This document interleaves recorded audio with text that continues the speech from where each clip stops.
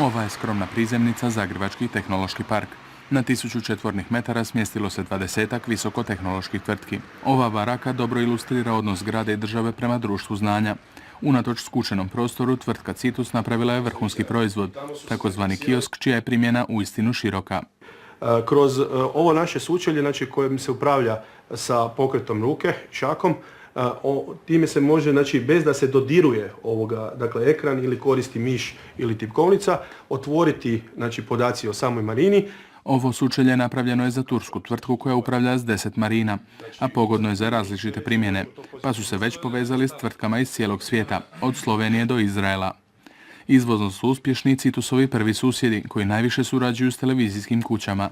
Fox znaju svi i od kad smo s njima sklopili suradnju, automatski se pokrenulo puno više stvari i sklopili smo suradnju sa Šveđanima koji će raditi prijenos olimpijade. Imamo nekakve pregovore s BBC-em. Njihov sustav proširene stvarnosti višestruko je jeftiniji od konkurencije, a nudi mogućnosti koje kod nas do sad nisu viđene.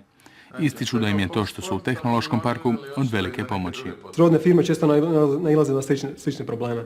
I onda kad jedna firma probije problem, automatski podijeli iskustvo sa drugima. Vrijednost je u ljudima, odnosno firmama koje su ovdje djeluju u tehnološkom parku veća, nego i samo zidovima, podovima, ne znam, i vratima. Naravno da bi voljeli imati bolju infrastrukturu i nadamo se da ćemo uskoro i dobiti.